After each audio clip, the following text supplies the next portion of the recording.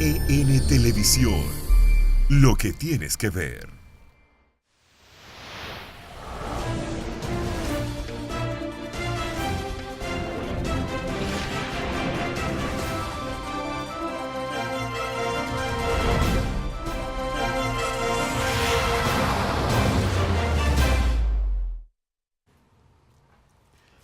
Buenos días tengan todos y bienvenidos a esta entrega del día de hoy de Geopolítica. Hoy es jueves y estamos a 19 del mes.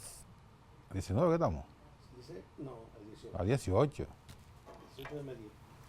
Oye, yo quiero que ya sea rápido, así, que se acabe el mes. 18 del mes de octubre. Le están quedando entonces 12 días este mes para que se termine. Geopolítica está también el audio en tiempo real en Samantha Radio Online, que se repite a las 11 de la noche. En la televisión, en Altiz, Claro, Win Telecom ya, en, ¿cómo se llama? En Aster, y muy pronto en todos los sistemas de cables a nivel nacional. Así que estaremos con mayor cobertura en todo el país. Pues bien, vamos a ver cómo están las condiciones del tiempo para el día de hoy. Hay calor en el día de hoy, anda la temperatura cerca de 32 grados. Tenemos entonces que, aunque no hay mucho sol, pero sí hay una alta humedad, de modo que temperatura elevada. Dice meteorología que las condiciones del tiempo están dominadas por la incidencia de una onda tropical localizada en la porción oriental del país, con su mayor actividad nubosa hacia el interior del Mar Caribe, que está provocando aguaceros hacia localidades del norte, nordeste, sureste y la cordillera central, así como en la zona fronteriza. Dice que debido a estos aguaceros y lo que se espera que vayan a ocurrir, Buenamed mantiene alerta meteorológica ante posibles crecidas y desbordamientos de ríos, etcétera, para La Vega, Monseñor Noel, San Cristóbal y el Gran Santo Domingo. A partir de mañana viernes se esperan menos lluvias en todo el territorio nacional debido a que esos factores que han generado los últimos aguaceros habrán desaparecido del área de pronóstico de la República Dominicana. Así que mañana supuestamente se puede salir sin paraguas, pero no lo haga. No lo haga, que el día más claro llueve. Así que vamos a ver. Bueno, en el día de hoy se produjo la variación de la medida de coerción de prisión preventiva hacia arresto domiciliario para Leoncio Almanzar, el director de la Corporación Dominicana de Empresas Estatales, lo que era antes CORDE, que ya eso no existe, y para José de Paul, así como para Carlos Gómez y demás imputados en el caso de los Tres Brazos. A estos imputados se les impuso entonces, se le impusieron como medida, además del arresto domiciliario, el pago de 10 millones de pesos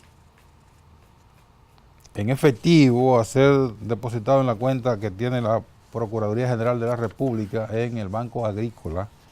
Además, deberán llevar un grillete electrónico, que eso determina, le permite a las autoridades monitorear que realmente están ubicados en sus domicilios y que no van a salir por las noches ni bajo algún pretexto, van a salir de la vivienda, de sus casas, que fueron asignados como lugar para el arresto domiciliario, una modalidad que no es en la República Dominicana, que es a nivel mundial, que consiste en que la persona está allí, vigilada por ese grillete, no puede salir, pero puede recibir visitas. Puede hacer una vida normal dentro del domicilio. Y eso no es nada del otro mundo.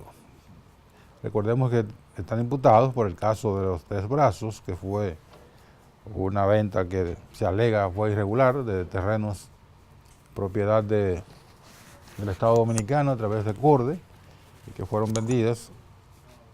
Esos terrenos fueron vendidos a dos empresas cuyos directivos eran José de Paul y Carlos Gómez. No tiene nada que ver con el Carlos Gómez, empresario de Nueva York y aquí también. Así que ese caso, que además fue declarado complejo en la tercera sala de la Corte de Apelación del Distrito Nacional, que fue la que varió las medidas de coerción. El Ministerio Público, no dice la información si se opuso el Ministerio Público, pero bueno, los jueces determinaron esa variación. ¿En qué consiste el caso? Bueno, el caso es que en los Tres Brazos hay un barrio, se llama Los Tres Brazos, y hay barrios adyacentes que son también esos terrenos. Está allí un asentamiento humano de hace más de 50 años. Los terrenos fueron vendidos por CORDE, y entonces las empresas privadas que los compraron comenzaron a gestionar con los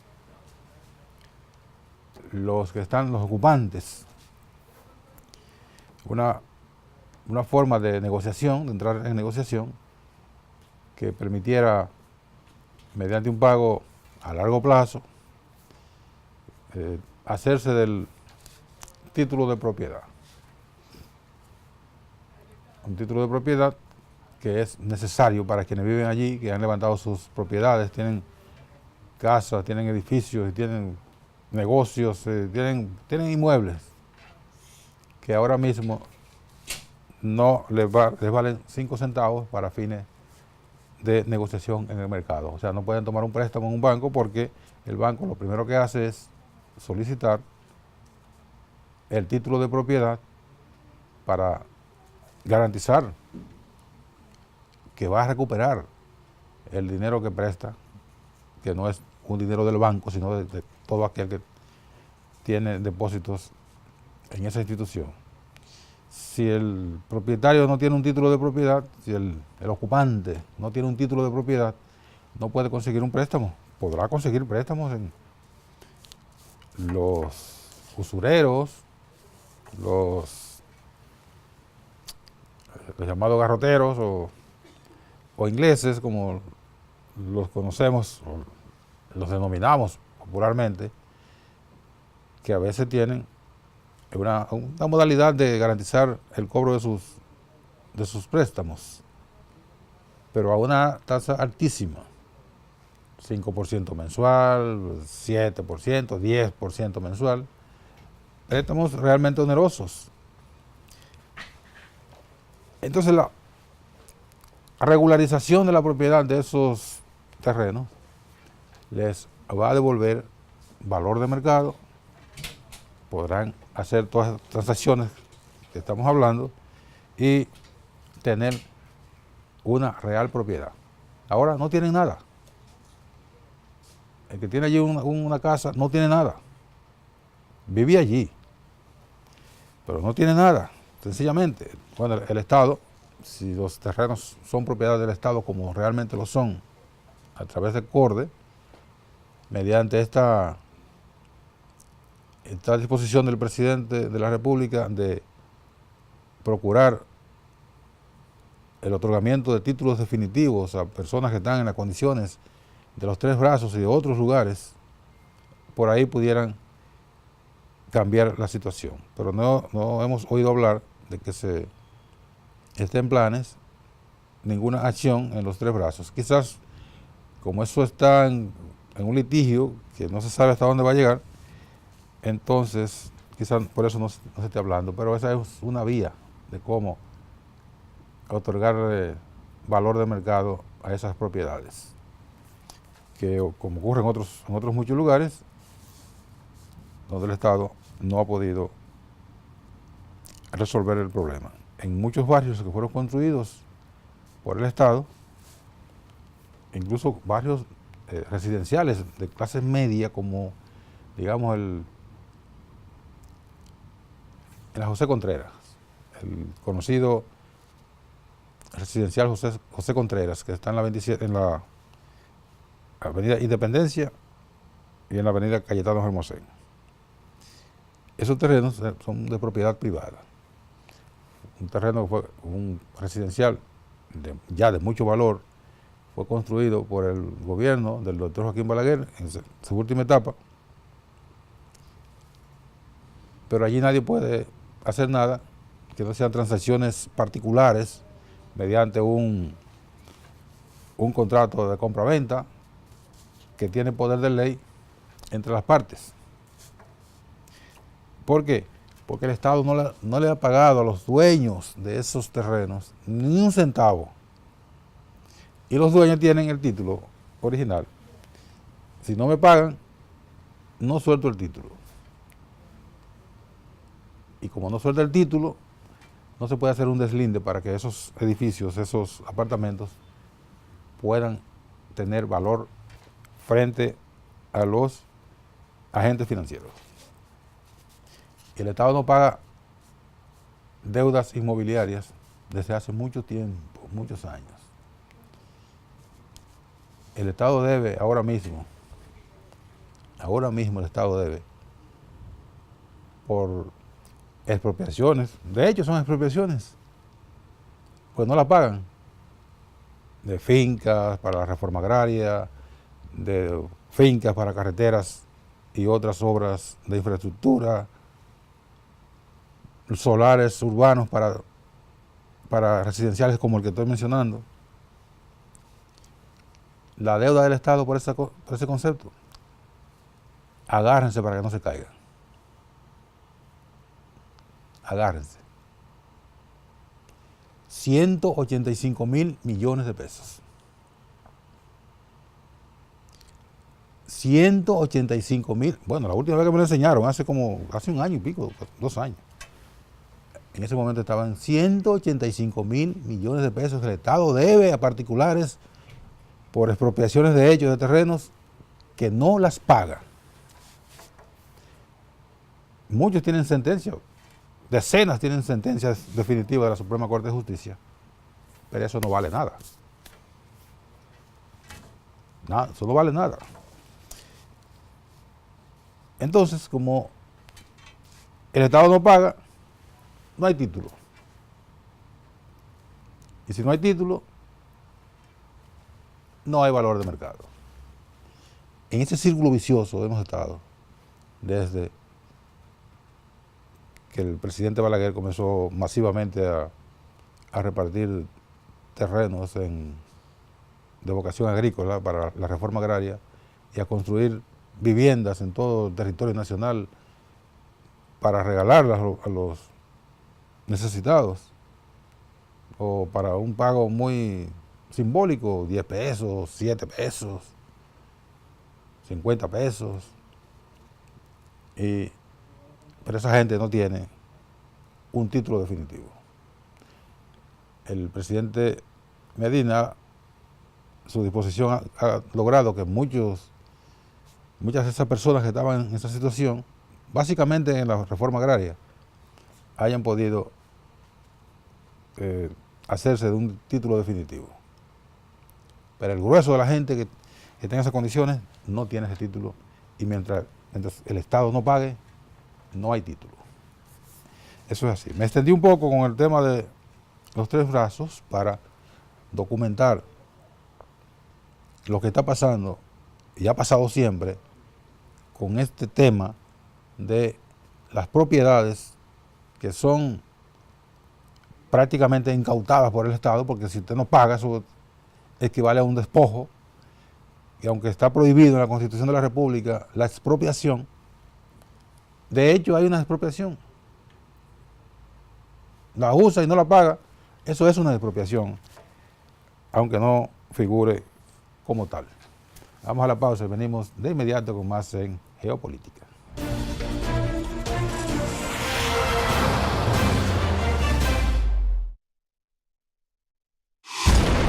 EN Televisión, lo que tienes que ver. EN Televisión, lo que tienes que ver.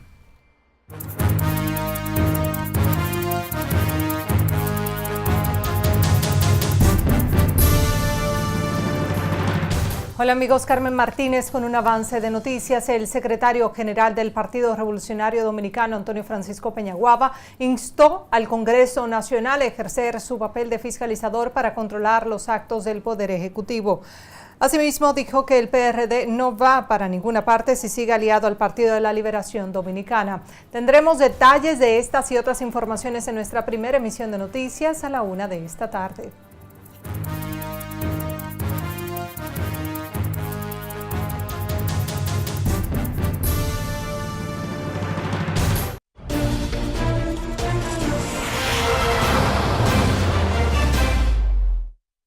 Seguimos en Geopolítica de este día. Bueno, ayer el presidente de la República estuvo en la actividad en la cual se comenzó un nuevo proyecto turístico en el este del país.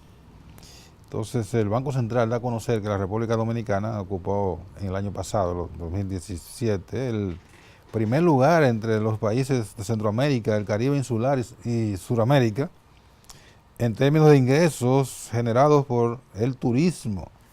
A la República Dominicana ingresaron poco más de 6 millones de turistas que dejaron ingresos por 7.178 millones de dólares. 7.188 millones de dólares fueron los ingresos. Solo estuvimos por detrás de Argentina, Brasil y Chile, que son 3 países que cuentan con enormes recursos, muchos más recursos que nosotros, en todos los sentidos, playa, montaña, turismo de diversa naturaleza. Nosotros solo estamos por detrás de ellos. En sentido general, estamos por encima de todos los países del Caribe, que son los mayores competidores nuestros, esas islas del Caribe que tienen también condiciones de playa las playas son muy bonitas y son un ambiente, un clima muy acogedor y llamativo para los turistas que vienen de países con climas muy fuertes. Entonces, esta buena información es indicativo de que se está trabajando con mucho ahínco y muy bien planificado el tema del turismo. Que no se vayan que al final del año 2020, que fue la meta que trazó el presidente Danilo Medina, no lleguen al país los 10 millones que él entendía que para el 20 ya deberían estar llegando aquí un turista por habitante. Que eso no ocurra, bueno, es un proceso que no necesariamente tiene que significar un fracaso en términos de no haber alcanzado una meta, por eso se mantiene ahí. Lo importante es el ritmo de crecimiento y de crecimiento sostenido que ha tenido el turismo en la República Dominicana. Según ese informe del Banco Central, estos 7.000 y tantos millones de dólares representaron el 38% del total de las exportaciones de bienes y servicios del país y el 23% de la generación de divisas. Después de la generación de divisas, del turismo, está en generación de divisas las remesas, que según un informe del Banco Mundial y también otro informe avalado por el Banco Interamericano de Desarrollo, el BID, en el año 2017 las remesas crecieron en alrededor de un 8.5%. Representaron para la República Dominicana el tercer mayor ingreso de todos los países receptores de remesas de América Latina y el Caribe. Eso representó para la República Dominicana ingresos de divisas por alrededor de 5.800 millones de dólares. Estuvo por detrás de México, que es el más importante receptor de divisas, alrededor de 29.000 millones de dólares, y Guatemala con 7.000 y tantos millones en tercer lugar. Después viene Colombia, vienen los demás países que también reciben muchas remesas de sus nacionales que viven en Estados Unidos, en Europa, en diferentes partes del mundo. En cuanto a la República Dominicana, también para México y para Guatemala, no tanto así para Colombia y otros países como Ecuador, por ejemplo. Pero estos tres países, México, Guatemala y la República Dominicana, que lideran la tabla de recepción de divisas, el mayor porcentaje de envío de dinero está en los Estados Unidos. México, hay mexicanos en Estados Unidos por alrededor de ¿cuántos son? 20 y pico de millones de mexicanos que viven en los Estados Unidos. La República Dominicana tiene alrededor de 1.200.000 a 300.000 nacionales viviendo en los Estados Unidos, y Guatemala anda también por ahí, por alrededor de 2 millones de personas. El resto de los países de América Latina tienen muchos ciudadanos en los Estados Unidos, pero Colombia, Ecuador, por ejemplo, su mayor población está en Europa, particularmente en España. De modo que estos dos renglones le representan a la República Dominicana un importante aporte en divisas. El tercer renglón que aporta divisas a la República Dominicana es el de las zonas francas. No tengo el dato de cuánto fue el monto de las exportaciones de zonas francas el año pasado, pero creo que andan alrededor de 3.000 a 3.500 millones de dólares. Los demás renglones de exportación son minería, productos agropecuarios, que andan no por cifras tan elevadas. Pero lo que queremos significar es la importancia que sigue manteniendo y que va a seguir, el lugar que va a seguir ocupando el turismo en nuestro país. Por lo tanto, eso hay que cuidarlo. Como decimos en el campo, decían los viejos, hay que cuidarlo como las niñas de los ojos. Y el turismo es muy, muy frágil. Para comenzar, ningún turista va donde hay conflictos sociales ni donde hay enfermedades. Usted no va a ir a un país que esté en permanente agitación para venir a encontrarse con un lío, una turba multa, que un delincuente o quien sea, uno que esté participando en una protesta, le dé una pedrada o un tiro. El turista no va a esos lugares. Y las enfermedades también. Mucho cuidado, porque el turista, si sabe que en un destino hay algún brote, no va por ahí. ¿Quién se va a exponer por ir a conocer una playa, un balneario, una montaña? ¿Quién se va a exponer a sufrir a contraer una enfermedad? Por eso, esos elementos, la tranquilidad social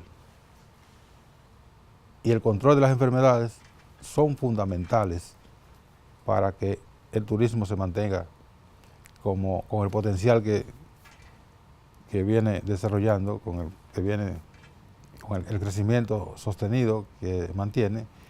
Y que bueno, reiteramos, si en el 20 no han venido 10 millones, pues se lograría en el 21, 22, no importa, el país sigue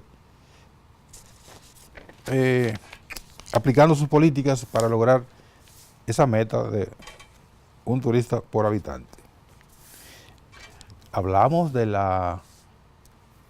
ingreso directo de divisa, pero todo lo que se genera alrededor del turismo, los productores agropecuarios, los artesanales, transportistas, etcétera, etcétera. Todo lo colateral que está asociado al turismo genera importante riqueza para la República Dominicana. Así que el turismo hay que cuidarlo como lo que es realmente, la importancia que tiene en términos económicos en nuestro país. Y una información que no es de turismo, pero tiene alguna asociación con esta, se refiere a un acuerdo que firmó el Estado Dominicano con los Estados Unidos, mediante el cual en el aeropuerto de Punta Cana se iba a establecer el llamado prechequeo. O sea, usted va para Estados Unidos por el aeropuerto de Punta Cana, a partir de que entre en vigencia ese acuerdo, se prechequea y cuando llega a cualquier aeropuerto norteamericano, no lo chequean de nuevo, porque ya aquí había personal de inmigración, personal de aduana, todo el personal que se maneja en un aeropuerto para recibir a los visitantes extranjeros, revisar los documentos, etcétera, etcétera. Pero ese acuerdo tiene casi 2 años en el Tribunal Constitucional y el tribunal no ha tomado ninguna decisión sobre ese bendito acuerdo. Los acuerdos internacionales, antes de ser enviados al Congreso Nacional para su ratificación o rechazo, tienen que pasar por el Tribunal Constitucional, porque el tribunal ejerce lo que se llama el control preventivo de esos acuerdos. ¿Y en qué consiste el control preventivo? Cuando el tribunal chequea, el Tribunal Constitucional analiza el acuerdo y ve si está conforme con la Constitución de la República. Si está conforme, autoriza que sea enviado al Congreso Nacional. Pero ese acuerdo tiene violaciones importantes de la Constitución de la República. Entonces ese acuerdo se va a caer. Lo pueden anotar que ese acuerdo se va a caer. Por ejemplo, el acuerdo le concede inmunidad al personal de inmigración y de aduana que esté establecido en el aeropuerto de Punta Cana. Y el Estado Dominicano no puede conceder inmunidad a nadie que no sea parte del cuerpo diplomático o consular. Porque eso está avalado, eso está aprobado, está bajo la protección de la Convención de Viena y la Convención de Viena para los diplomáticos y de Luxemburgo, creo que es la otra para los consulados. Y ningún personal, llámese militar, llámese civil, de inmigración, de aduana, de nadie, ningún departamento de los Estados Unidos que no sea diplomático o consular puede ser protegido por la inmunidad de ninguna manera. Por lo tanto, ese acuerdo se va a caer. El Tribunal Constitucional, cuando emita su sentencia, va a decir: esa inmunidad viola la Constitución de la República. Y el acuerdo ese de prechequeo, al carajo. Vamos a la pausa y venimos de inmediato para completar nuestra jornada en el día de hoy.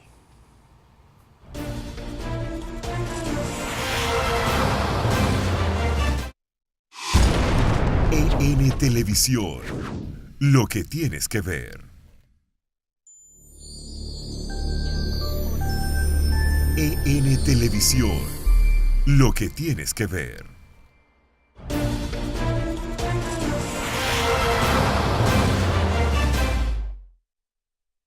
Bien, seguimos en geopolítica ya al final del programa. Bueno, las autoridades militares de la República Dominicana han adoptado medidas preventivas en la frontera ante los disturbios que se han producido en Haití. Miles de personas han salido en los últimos 2 días a las calles de Puerto Príncipe y otras ciudades a protestar y reclamar para que el gobierno haitiano transparentice o transparente lo que recibió y en qué invirtió unos 3.500 millones de dólares que se afirma fue producto de la vigencia del acuerdo Petrocaribe, que para los haitianos tenía una concesión especial y que según los reclamantes, dirigentes políticos, dirigentes sociales, la población llana en sentido general, ese dinero fue mal empleado, fue dilapidado por la administración del presidente Michel Martelly.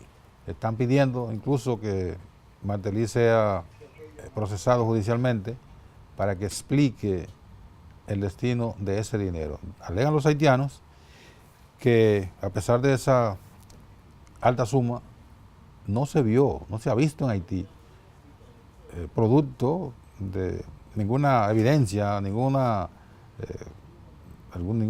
infraestructura, ni nada que sea visible como resultado de la inversión de esa fuerte suma de dinero. 3.500, 3.300 millones de dólares en Haití.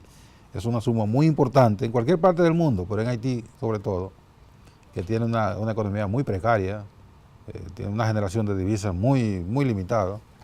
Entonces, ese dinero parece que hubo fiesta y mañana gallo en el gobierno de Martelly. Como parte de las protestas, anteayer hubo una frente donde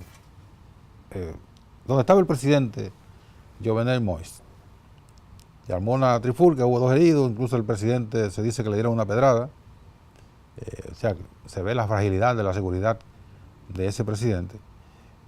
Y todo esto está provocando una agitación que va deteriorando las condiciones sociales y políticas en Haití. Entonces la República Dominicana tiene que proteger su frontera para evitar una avalancha más allá de la normal, que de los haitianos que llegan al país por otras razones y no huyendo a la represión y a la persecución por parte de las autoridades haitianas. El hecho es que